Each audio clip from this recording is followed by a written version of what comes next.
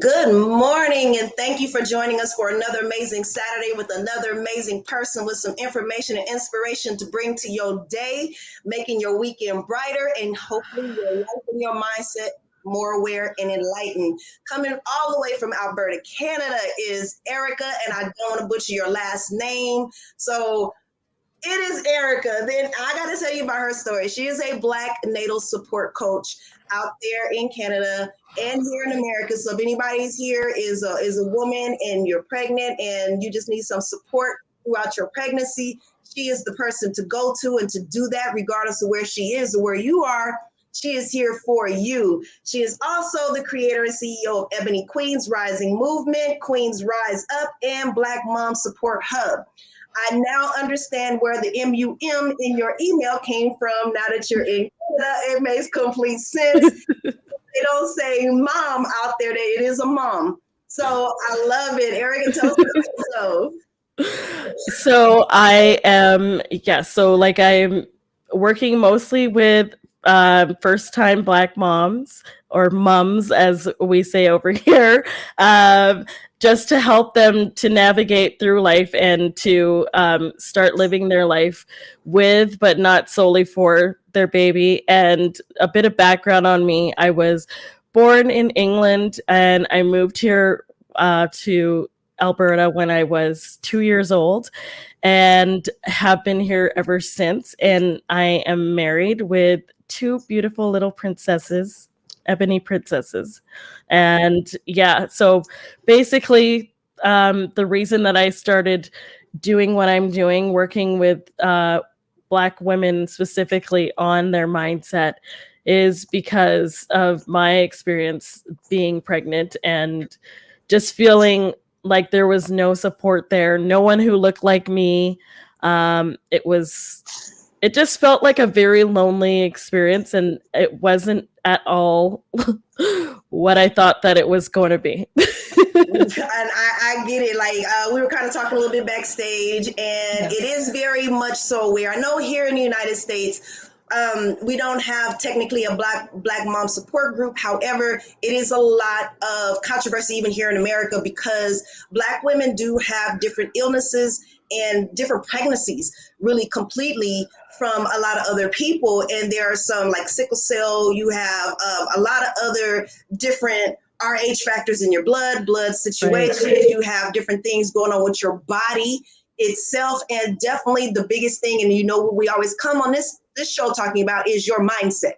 The mindset of us as a woman, you know, being pregnant, and the experience is quite different from a lot of other people. The experience is just not as great. Sometimes it's because the father is not present or not even around or doesn't even want to claim the baby. Sometimes you don't have your support system in your household, your family, or anybody like that.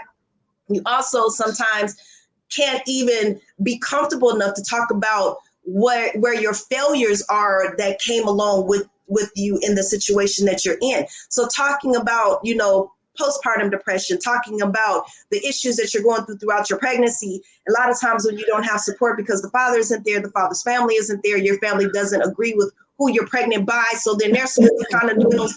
There's a lot of variations and key factors that go along through a pregnancy, especially for a Black woman. So I love what you're doing, completely support what you're doing. I definitely want to dive in deeper to what you're doing. So what is the biggest challenges that you face right now? And I know that your challenges in Canada are slightly different from our challenges here in America. However, they do marry each other. We're not that far apart. We're a border away, you know. Right. So what are the challenges that you're having? I would say they're about the same. Yeah, honestly, here in Canada, there is a lot of racism, especially towards the Indigenous community, so the Aboriginal community here. I mean, I'm sure you all heard about the residential schools and all of that stuff happening here. And as much as Canada tries to present itself as being a non-racist country, it's very deep rooted because we are like still part of the Commonwealth, and England was like basically part of, I mean, it was the English, that was when they had like basically control over the whole world, and the English empire was in effect during slavery. And so yeah, I mean, and even the problems that are still there, because I have a lot of family still in England. Yeah, so it's more of a hidden sort of racism though, which to me is more almost insidious at times, because you don't know who actually is for you or against you. And personally, like, I don't know about you, but I personally would prefer someone to tell me straight to my face, like, I don't like you because you're black. Right. Like, that's fine. Like, at least I can respect the fact that you will be straight up and honest to my face about it. So there's a lot of issues, like you said, with Black women. And so I have fibroids. And so that made pregnancy more difficult. Also, the fact that here too, as in America, there's a lot of unconscious bias where they feel that because we're Black that we can handle more pain. Yeah, we can Yeah, take whatever. I hate right. that stereotype, and it's so bad on us as a culture completely. But Yes. I don't know what it is. I know Black men say we have it harder, Black women say we have it harder, and then now we have this competition of who has it harder. We both equally have it hard. Okay, let's just put that out there. We both have it Yeah. hard. It's just a different kind of hard. But yeah, you're right. Like, and I didn't know that. I didn't know that about England and Canada. Of course, I'm not there. I've never actually been to either one. So Right. it's like the experience. I haven't had that experience to say, oh, this is a great place, or this is kind of like America, or it's worse than America. Because when you're talking about racism and coming out with the pandemic, with which everybody has experienced as the whole world, and then with BLM, the Black Lives Matter movement out here in the United States, I saw when that Black Lives Matter movement popped up, it did bring out a lot of other countries that are having this issue. So with the challenges that you're having there with Black moms, and really understanding what you're going through and understanding your body and understanding the process that you're going through, I get it. I didn't know it was that bad. Here in America, they'll let you know when they don't like you. They pretty much let you know when they don't like you. Now, there are some undercover people who don't like Black people, but it's not like that wide range. It's more like a 50-50 split, if you ask me, where everybody is here in America. But at least we're very aware that it exists, and we do have those conversations here in America to talk about them. If you could turn back the time and talk about your 13-year-old self, go back to your 13-year-old self and talk to her, what would you tell her, being in the situation and position of where you're coming from, and then not knowing what you know? Because I know, like, at 13, you're seeing other women pregnant, and you're getting all these stories and getting these vibes, and everybody is putting rainbows and Skittles all on it when it's actually daggers and blood. Yeah, what would you tell your 13-year-old self? Well, definitely I would tell her that, yeah, to see through all the bull and not like, and especially because where I was, like where I am, there is really no Black population. I would definitely tell her that it's okay. It's okay to be you. Don't worry about the fact that you feel like no one understands you, no one like sees you. Don't be fooled by all of these like magazine color covers trying to tell you that you're not beautiful. You're beautiful because Black is beautiful. And just embrace yourself, and also just to know that, yeah, like, you can, I don't know, I've just found through being a mom, it's so funny. The things that you go through when you're a kid, it's funny how they start like coming up to the surface when you're a mom. So just realizing too that at 13, like, when you do have a child, that you're going to be able to figure out ways to heal those generational wounds, generational traumas, and not always be, saddled with them, basically. Right. So, and I mean, that's because you're 13, you're very, what is the word I'm looking for? Your outside world dictates everything about your perception and the person that you're going to become as you get older, right? So spiritually speaking, we are closer to our subconscious learning and building of who we are from the time that we're born to the time that we are 12 years old. Right. So coming at 13 is like that predominant time in everybody's life. I don't care what color you are, where you're from. That 13 is because we're all spirits, right? So at 13, you become more consciousness. So everything on your outside world is impressed upon your perception of what you're going to feel about not only yourself, but your experience in this, in this world. Right. So that is like really that age, that age is, I know a lot of times they say, well, 13, you're now becoming a teenager, and I always ask, so why are you not a teenager at 12? They're double digits too. So it just because it says 13, you have 12 and they say, well, 12 doesn't end in teen. So I'm like, but it's still a double digit in this 1 year. So what am I, a preteen at 12? I'm like, come on, you know what I mean? So there's always a pre and a post. So there's a lot of things that never made sense to me. But when spiritually speaking, when you're talking about 13, that makes a lot more sense to me because you are, more of the subconscious from birth to 12, and then you become more consciousness from 13 on. So it does make a big impression on who you feel that you are to yourself. Now, the first thing I came up with, if I was her and I had to tell my 13-year-old self, I would have said, don't move to Canada. When you get older, move somewhere. Don't move to Canada.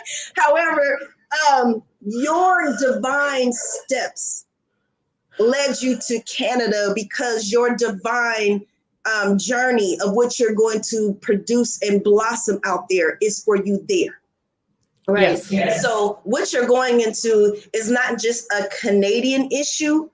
It's a worldwide issue because we have racism all over the world, as we discovered how deep it is after last year.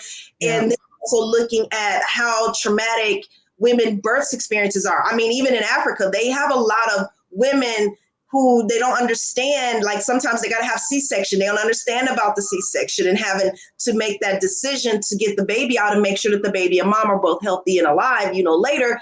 There's a lot of misconception, lack of information, and also the learning of the material is just not there. So for me to you on that note, if you can improve the whole world system, I know that's like a really big bite, but I'm just going to tell you a little bit about me. I don't go small. I go big. I don't go comfortable. I can tell. Shove you out your comfort zone, because for me as a coach, I know that shoving you out your comfort zone is going to help you grow. Coddling your conversation in your comfort zone is not going to help you get to where you need to be. So for me, if you were able to take this whole world issue for Black moms going through pregnancy and the issues that pregnancy has, what would you change in the healthcare system? How would you implement a strategic movement for Black women to actually make a difference in the industry that you're in? I would definitely start with having that representation there, because I find especially here, it's super hard to find someone who looks like me, who is like an obstetrician or a gynecologist, to help you with that through that journey of birthing.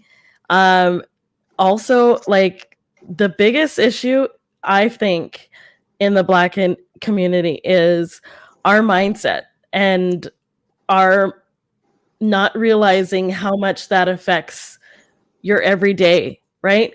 If you have a negative mindset, it's very hard to overcome the issues and challenges that you have.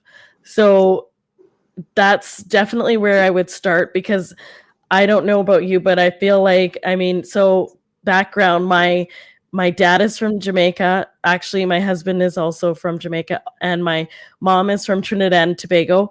So, that Caribbean, I don't know about Africa and but I think in general in the Black community, talking about depression or talking about any sort of mental health issue, it's almost like such a taboo, and it's like turned around to, oh well, you're not in God enough, or you're not praying enough. You need to just find God. You need to read the scripture. All good things, and I am a believer, but sometimes you do need more. Like, you can't just read the Bible and expect that it's gonna Right. automatically transform everything. That's not gonna happen. It's You need to find people who can help you, who also, like, who have been divinely sent from God to you to help, but you also have to look for those people as well. And the biggest thing is you have to admit that you have an issue and that there is a problem. That is the problem right there. I love coaching personal development, self-awareness, and mindfulness because throughout my almost 20 years in construction as a project manager in Vegas, as a Wow. Black woman at that, in a very white male dominant field, it was a challenge. However, you hit a key point right there, and I only say that I only kind of gave that little tidbit about me only because of what I've been through. I've had to work on my mindset. I had to like fight mentally. I have had boxing gloves on and mentally fighting for the last 25 years of my life. I get it, but the thing is, and especially through my coaching experience and mentoring experience, if there's a lot of people who say they want better, but they are not ready mentally for better. You know what I'm saying? And I love my professor. He gives them two different names. You have one person who is going to tell you all these amazing things. You're going to run with your help out there, your hands out there for help. Hey guys, I got my arm up. No, but you're running out there for help. And you're like, okay, I'm going to help you. I'm going to give you everything that I got. I'm going to pour into you and give you everything. And then the person doesn't do anything. Right? So then it's like, do you want the help or not? But until you admit that you are scared, that you are confused, that you are mentally lost, that you just don't have any idea and you're failing, until you admit and be accountable for your failures, where you are short at, so you can grow, you will not grow. It's counterproductive to try for either of us to go and reach out to help somebody and not actually do the work. Because, even through my life coaching classes that I take and I still take, that you learn that you have to be able to identify which person is ready for the information and actually make movements and which one isn't, right? So even in health, and even coming to this part of it, there's a lot of times that women are pregnant, and like you said, you're scared to say I have postpartum or postpartum depression, right? I'm scared to say that I'm thinking of suicidal thoughts. I'm scared to say that I hate my life right now. I'm scared to say that I'm frustrated and I just don't want to deal with anything right now. I'm scared to say that I was hurt, molested, abused, whatever, when I was younger, and I don't know how to come out and speak about this. I don't know how to tell you that I need help. And it is like the biggest taboo. I don't know why, but it is. I just call it social engineered habits of not speaking up and feeling scared and not being able to speak your truth. If you're able to speak your truth, you're able to break, like you said, the generational lack of knowledge to go get more. Because there's people out there like you and I, that people out there who are like us also can feel comfortable to come and talk to us and tell us, hey, I'm having this problem, or that problem. You can't say, go to church, pray, go to God. What does that mean? It leaves you, like you said, like, I'm still confused. And because we have so many things in our culture that are supposed to be normal for us that are lacking information and leave you confused, we stay confused. But instead of saying we're confused, hey, excuse me, I don't know what you just said. Now break that down so I get it. It doesn't happen. When you go to church, you sit there, you listen. It is not a conversation. It's not, it's not that. It is a you sit, you listen. I'm going to tell you what it is and just do as I say. Okay, but what if I'm confused? Go to Sunday school. Okay, now I'm in Sunday school and I'm still confused because they don't understand neuroscience or neurology to help me understand my brain and why my brain is thinking and feeling like it is, because everybody goes on automatic on the social engineered habits that they just stay in the same habit even throughout, regardless of where you go, churches, schools, regardless. We are in that habit of telling you the exact same thing and regurgitating the information that we said, even though we don't even understand the information that we're given. So it's like, and I think that's the biggest reason why I came out of construction, went into coaching, and getting more into neuroscience and neurology. I even had to sit back and take some time back to figure it out for myself. But what you said, it's a confusion there. And I want to be that light, that divine light, to open up your confusion, to open up your mindset, to open up your world so you can get the information, the understanding, and the knowledge, because we can all get it. Right. So I want to find out, speaking of coaching, how did you end up in your role of coaching? Because I know all your steps are divinely ordered. And I know that you're going to have some amazing story of how it kind of came about, because the universe is so amazing when it gives you what you want, and it sends you on the path. You don't make the path. It sends you on the path, and those stories are always amazing. So what is your story? I want to know. So I had my first pregnancy. I was working for the lab services here, which technically I'm still employed by the lab services, but I ended up actually getting pregnant a second time, and I was supposed to be going back to work in 2 weeks. And then I found out that I was pregnant with my second daughter, which was so divinely ordered because I did not want to go back there. It was a toxic environment. You can imagine, I'm sure you know exactly what I'm talking about when I'm talking about a toxic environment. As you said, putting on boxing gloves to go in. It felt like, honestly, every time I left, I was like, oh, I'm on parole. That's how bad this was. Like, feeling like you're in jail when you're at work, feeling like basically you're being treated like a child. You can't make your own decisions. And I've just never been a person who likes being told what to do anyways. Since the beginning. That's my Aquarius spirit, I think. So I started to decide that, okay, well, you don't want to go back. You need to figure out what you want to do.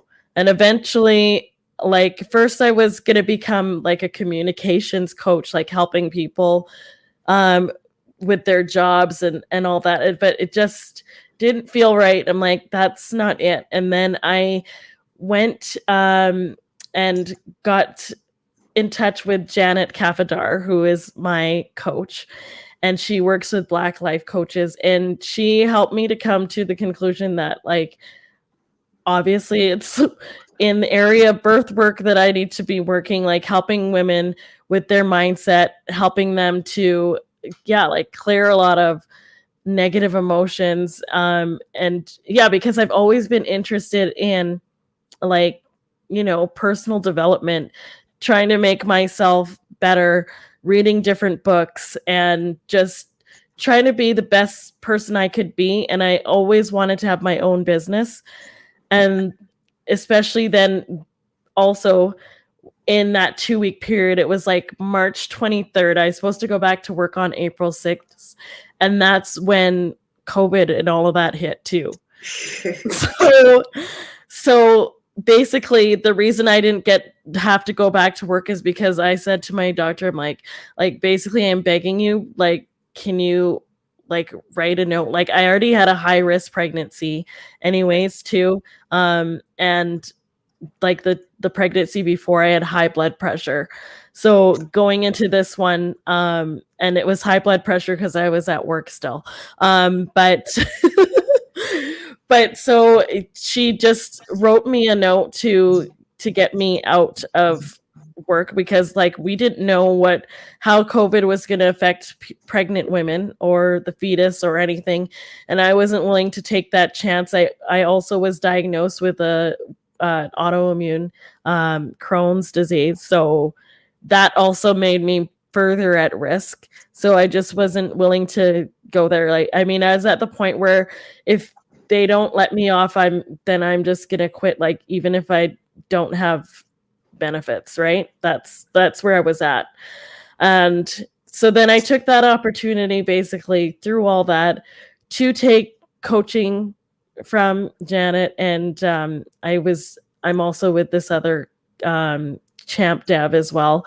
And Samantha Gooden is my coach on there too as well. So between the two of them, we figured out that this is what I need to be doing, and just going over the experiences that I had and realizing how much of a lack of support there is for Black women. There are lots of different programs like for Indigenous people here. And just, I mean, really, like Mommy and Me support groups and stuff are basically catered to our lighter and brighter cohorts. So I was like, I just didn't want to be in like a mom group the idea of a mom group and all of that just like made my skin crawl. That's just, I'm not one of these girls who was like, oh, this is my 8-month baby bump and all this stuff. And like,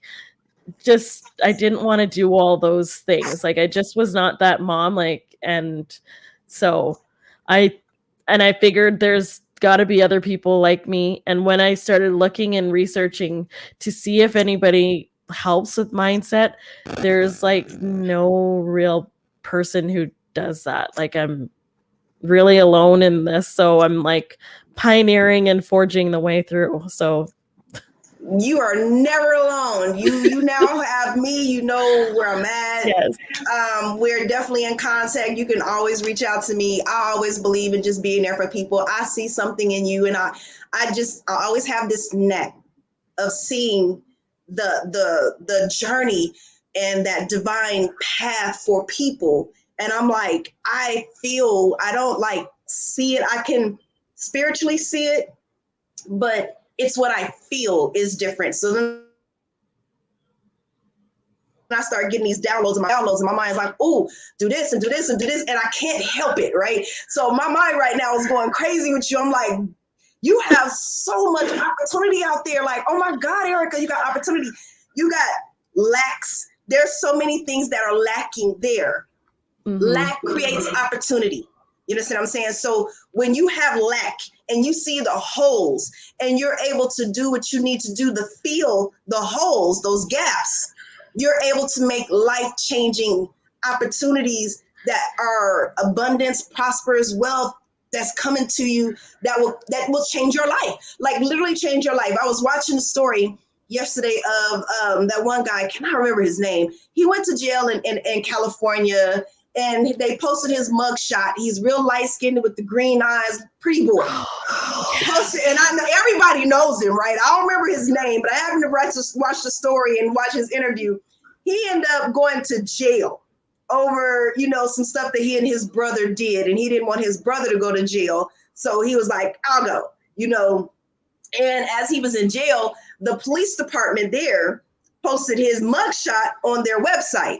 Somebody looked at the website like, this brother is fine. So they took his mugshot and it just went viral. He spent 2 years, from 2014 to 2016, in jail. 2 years. He got out and his entire life changed. And he was talking about how he had went to multiple countries. He was traveling, had his passport. He was making money on top of money on top of money, meeting entertainers and just his whole. He went in from being on the streets and hustling to coming out and being a celebrity. Like I tell people, I don't care how bad you think it is, you're going to have to adjust your mindset to your situation, because if you don't, you're going to miss your opportunity and your blessing. So for you, what is the one step somebody can take to change their mindset, to shift their mindset?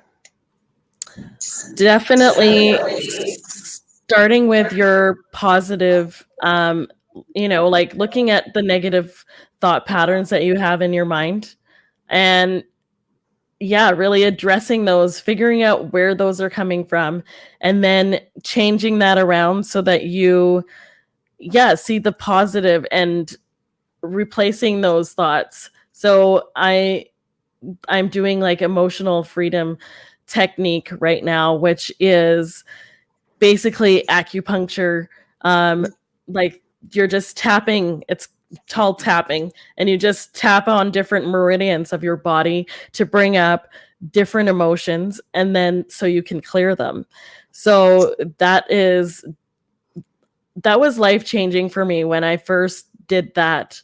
I got my first mindset coach to do that for me, to put out a script, I guess, for me to follow, to go through. And it was like 3 minutes long, but that 3 minutes, like all the counseling that I'd had, which I had been to lots of different counselors, none of them were Black, all of them were white. And so didn't really understand, like you said, all of the different things that had happened in my life. Because you had touched on sexual abuse, that's part of my story too. And it's it's like one of the first times I'm publicly admitting that, because like I felt such shame and, guilt and whatever around that. And so figuring out from the different experiences that you've had, like what is that overlying emotion that you have there, and trying to counteract that with it just first starts with like acknowledging that you have issues, like we said before, and then trying to replace those thoughts. Like even if you're just like challenging those thoughts when they come up, like, okay, so why do I think that about myself? And saying, okay, so what proof do I have that this is true? And then counteracting that with something else that is a positive about yourself, that, no, actually, this is what's true.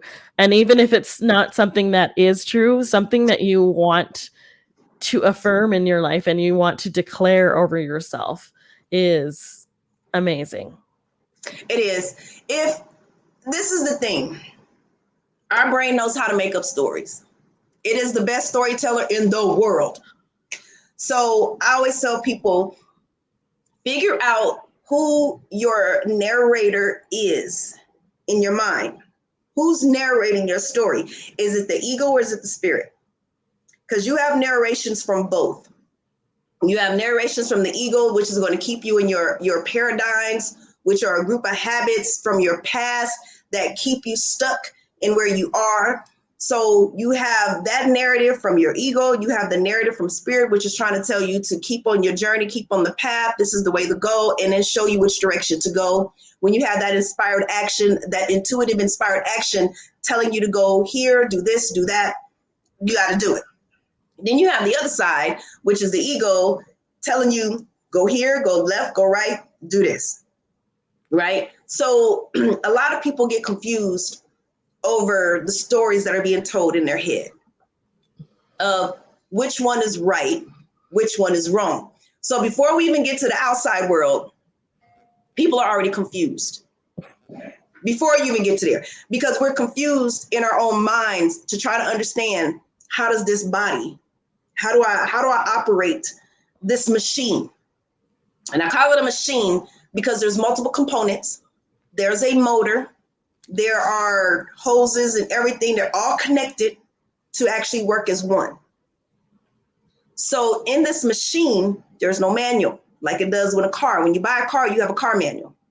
When you're born, you don't have a human manual, except the Bible, which is where they started off, which is great. The Bible actually breaks down every single thing that every single coach in this world talks about.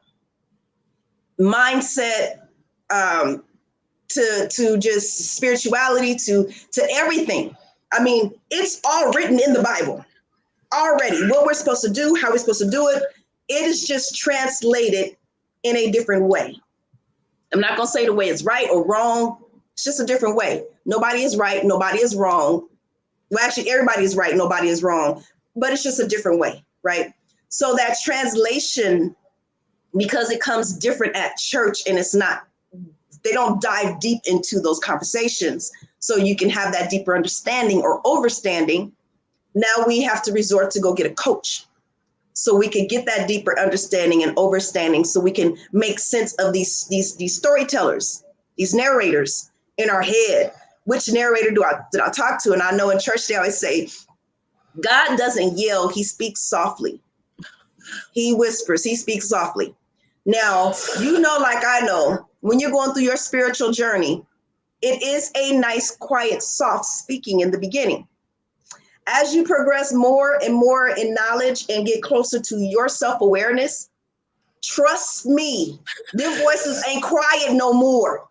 Them mugs are yelling at you, cussing you out, talking bad about you, telling you how dumb you are, telling you how stupid you are. And it's able to do that at that point because you've come to the realization and become mature enough to know that those words mean nothing. They're action words. Oh, you dumb. That means I need to get in action to go be undumb, to not be dumb. I need to go get into action to not be stupid. If we're feeling dumb, we're feeling stupid, it's because of lack of knowledge. It's not a reflection on who you are as a person, the world, everybody. It's not a reflection on who you are. It's only a reflection of what you don't know. But once you go get the information, guess what? You don't have to fake it till you make it no more, because trust me, a lot of times you want to fake it till you make it, you never make it. You just fake. And that does not look good. So don't fake it till you make it. Learn it till you earn it. Go learn the information, earn your way in this life, and earn the respect you deserve. That's what I tell my clients. Don't fake it till you make it, learn it till you earn it. Because you should earn your respect. You should earn and demand who you are, your worth. The name of my company is Blank Tag. And it's all connected to worth. Because if you have to ask, you can't afford it. If I have to actually break down how I am and who I am to you, my worth, we're not on the same level. My worth to you, you don't even see my worth. I'm out. And I tell people, if it doesn't make you smarter, make you money, be out. Because it should give you one of the two. I know a lot of times people talk about, well, you shouldn't be so money driven. You're not. It just comes with being of service to others. So the money comes. And when I'm saying that, if it doesn't make your money or make you any smarter, making money meaning if it doesn't serve you and you're serving the other person, and it's a win-win situation. It's not making you no money. It's not making you no smarter. You need a win-win situation. If you don't have that, there's no reason for you or that person to even be in each other's presence. There's no reason for us to share our experiences together in life. It is time for me to move on. People get stuck because they don't know how to move on. People get stuck because they don't know how to go look for the information. They don't know how to research. They don't know how to get assertive enough to say, I need this, this, this, and this. And sometimes you don't even know what you need. But if you remove the fear and learn how to talk to strangers, there's a stranger out there with the information you need. And that's how I started. I would talk to people on the bus when I was 16, 17, 18 years old. I've been on my own since I was 16. So there's a lot that I didn't know. I would talk to people on the bus. I would talk to people at work. I would talk to people at the grocery store, at the store. I don't care where you were. If I stopped and say, how do I make sweet potato pie? And you gave me that information, how do I make myself a better person? Give me what you got. You know what I'm saying? If I have to leave with a sweet potato pie to get some information about making myself a better person, I'm gonna leave with whatever I gotta leave with. But that's how I did it. To gain my mindset of things I did not know, I would just go ask a bunch of questions, or I would just talk to people about my situation and just tell them where I am, and they would tell me how to move forward. And that's how I gained the information that I needed. I didn't have anybody. I didn't go talk to my mom, my dad. I didn't go talk to sisters, brothers, and any of that. They were all on the other side of the United States. I was on the West Coast. They were all on the Midwest and the East Coast. They weren't around me. So I was by myself, literally by myself. Yeah. Even right now, the only people that's here in Vegas is me and my kids and my grandkids. We don't have any family here. And it's always just been us. Mm-hmm. So I didn't have, people always ask me, well, who mentored you? What coach did you have? What did they teach you? Life, universe, God. That was my coaches and my mentors, because I had to learn everything without a human presence, right there with me to go ask questions. I had to just go ask a bunch of random strangers information. That's why when people say, I'm not asking no bum, this, that. I done actually talked to bums and got information from bums. I don't know what you're on. Get off your high horse, get out your way, your information, whether the person is a multimillionaire or a bum on the street, they have information that's going to make you a better person. It's not about the information. You got to understand, people get information all the time. Not everybody wants to do something with the information they have. Doesn't mean that they don't have the information. They're just not doing anything with it. And because they're not doing anything with it, it does not negate the validity of the information that they have. Y'all got to totally understand that. I want to know, before we get out of here, we got about 15 minutes, but I want you to walk me through. I am now your client. I'm pregnant. I'm excited, because everybody in the world and every movie on TV tells me that this is the most beautiful, wonderfulest thing. And I know wonderfulest is not a word. I'm just using it. The most beautifulest, wonderfulest, gloriousest thing in the world. Yay. This don't feel good. I think I need somebody to talk to. I'm coming to you, Eryqa. What are you doing? How are you helping me through this? Because like you mentioned, there's a lot of diseases. There's a lot of complications. There's a lot of other things outside of us, especially the mindset, that come into play with your pregnancy. What do you do that you want to disclose with your clients? Well, I definitely use that, like I said, that emotional freedom technique. But I definitely would say, first it starts off with just a conversation like what we're doing here, because, I completely agree with everything you were saying. You don't know people until you actually start talking to them. And I too have had many talks with the bums on the street who people think they're too good for. But exactly, some of them are the smartest, nicest people you'll ever meet. But anyway, that's another story. But I would just start with, getting to know the person. What's your background? Where are you from? What's your family story? Because that's another thing that I didn't even realize how much your family story and when I say family story, I'm talking about generationally. I mean, first of all, we all come from a background that it's very traumatic. Things that have been passed down through slavery that you don't even know why some of the things that you have in your mind and that you're dealing with are not even your own. So trying to figure out and separate what is actually that person's issue rather than is that a generational thing. So kind of going through, figuring out exactly what sort of issues they're dealing with, trying to figure out if, it is something to do with like a postpartum depression or anxiety. What actually, and I didn't even realize too, as an aside, that I had perinatal depression, which is depression during your pregnancy, because I was not excited at all. Like I was just kind of like, okay, there's like someone said it to me that it felt like an alien had taken over your body. I mean, it's not really untrue.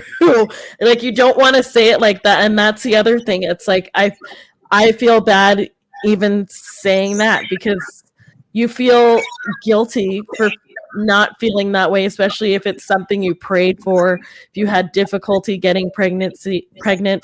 So asking about that too, like how their journey was to getting pregnant, and then we have to sort through things there. And then yeah, like I would start with, I mean, I use like sound therapy, like tones, color therapy. Yeah, I mean, there's so much that you can just go through, having them list out different, like say overwhelm, if that's like an emotion that they're dealing with, which is probably what most pregnant women are dealing with.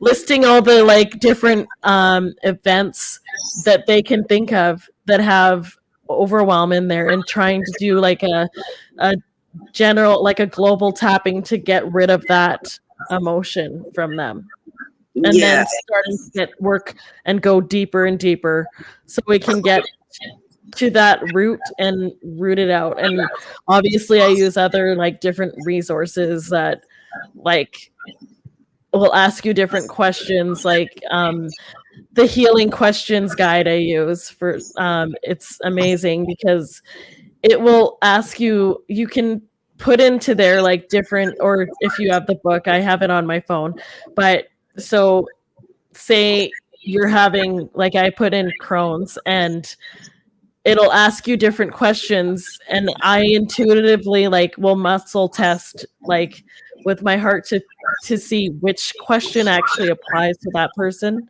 And like some of them is like what will it take for you to trust yourself and trust others in your journey? And it's like, where did that come from? You know? So it's just, once you start doing this work, it's amazing the things that come up, and just how you, like, things that you don't even realize that you've been carrying, or that have been transferred into you. Because I said that if you don't transform, then you're going to transfer those things to the next generation. And personally, me, I don't know about you, but I want all this crap to stop. Like I do not want to pass this stuff on to my daughter. I don't want our daughters, and I don't want them to be passing it on to their kids and further generations. It stops here. Yeah, and I love that. And that's, I know a lot of people say, well, I want to fix my generational wealth. And I'm like, look, we can put generational everything to a lot of things, but for me, I can't apply that word generational anything to something that we have just had lack of, like generational wealth. We haven't had the information for knowledge. We haven't had the opportunity to go get the money to get the knowledge, to get the knowledge for that. And I know, yeah, they say it was out there, but like you said, there's a lot of things that have been for others that have not been for us, and have not been available to us to get that information. But at this point in time in the world, there's no longer an excuse. So when you're breaking generational curses, breaking generational wealth, breaking generational all of this, and I don't even like the terminology generational curses. I know they use that a lot out here, and I really hate it. And I hate it because generational curse. First of all, you're saying that somebody on the outside world cursed your family. Now your entire family is doing horrible from this one person. That's giving a lot of power to somebody. That is giving a lot of power to somebody when everything starts and ends with you. You go get the knowledge. You go get the understanding. Even if we were all, let's say, went back into slavery, there is nothing that could stop me. Even during slavery, there ain't nothing to stop them slaves from escaping and leaving and doing what they had to do, even if it caused them to die to do it. You have to know what you're going for. First of all, you need to know where you're at mentally. Like, not what city you in, where you at physically, where you at spiritually. No, where are you at mentally? Because spirit can't even help you if your mind is confused. If you're all over the place mentally, in your consciousness, your subconscious can't help you. Therefore, your body is going to be doing everything on automatic from the paradigms and the habits that you created through those paradigms. Your body's on automatic. It's already going. It don't need you to tell it what to do. It's already doing what it need to do. It don't need you. You don't understand that there's three separate parts: your conscious, your body, your subconscious. And if all three are not in alignment, the understanding is not going to be there either. You can't break a generational curse, a generational wealth, a generational anything. You can't break anything. All it is to break anything that you feel is not broken is knowledge. The only thing between you and breaking anything is the understanding of the topic that you need to understand to fix that. Right. Yeah. So it's all about researching, and our people, I ain't gonna lie, I don't know about there, but I know here they don't like to read. They don't want to read. They lazy. They don't want to get the information. They don't want to do nothing. So, okay, it's not even a United States thing. It's a worldwide thing. Got you. But unfortunately, right. You have, look, if you want to change your life, you have to read. You got to get into it. You got to read. I want to know, real quick before we run up out of here, I want to know what your next steps are, because I'm looking for you to tell me that you're about to open up this institute that is going to coach other Black women, to raise other Black women coaches and awareness, also to create some little Black doctors out there in your your journey to actually change the status quo. Because I see you doing, I feel you doing some really, really, really big things, like some monumental, life-changing, moving things. Like in the next 5 years, I'll be like, I can't even get in touch with Eryqa. She's so busy making so much money. I don't even she don't even know me no more. Never. It's coming. It's coming. Oh gosh, girl, never. You know what? You have to always remember where you were and who actually gave you a chance. You don't know how grateful I am. This is only my second podcast interview that I've ever done. I am so grateful to you for allowing me to come speak to you and to use your platform for what you're doing and for allowing me to come and share in that. So no, that would not, I can't stand people who, it's like they want to forget about the times when they were low and who was there. Like, it's a lack of character and a lack of integrity. If you are that kind of person, you need to remember where you were at and always acknowledge that and never forget, because it can be taken away at any time when you get too cocky. Like they say, pride comes before haughty fall. So I definitely, everything that you said, like, honestly, I want to try and I'm in the midst of, I won't say I want to try.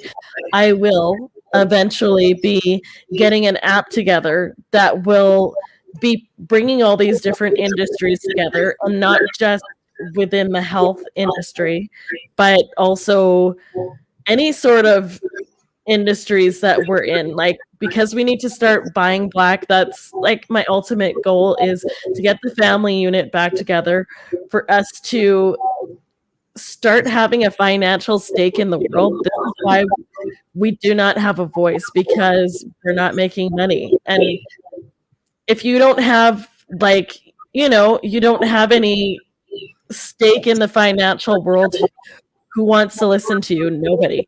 So that's the thing. We need to get off our butts. Like you said, start reading and stop making people who do read and who want to educate themselves, like, this whole mentality of like you're not black enough if you do certain things. That was a lot of my story growing up with other people who look like me.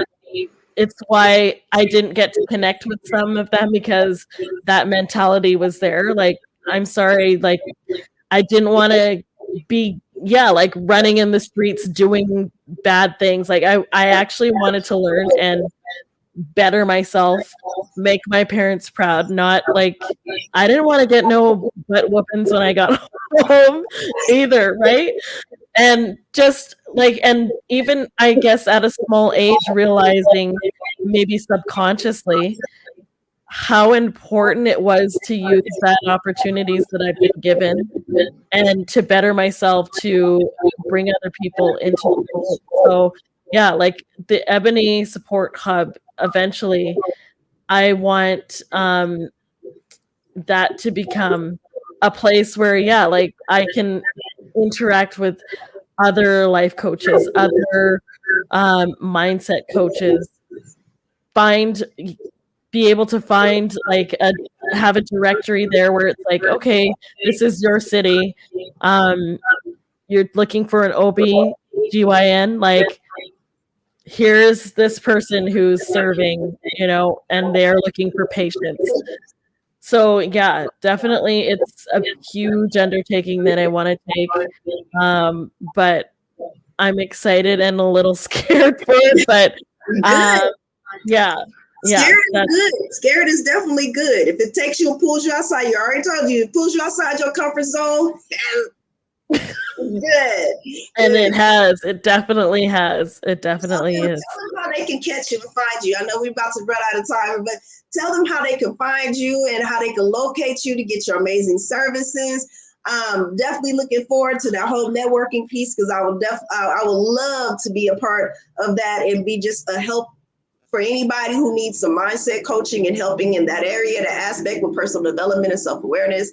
But tell them how they can find you. Okay, so I have a website. It's ebonyqueensriseup.com.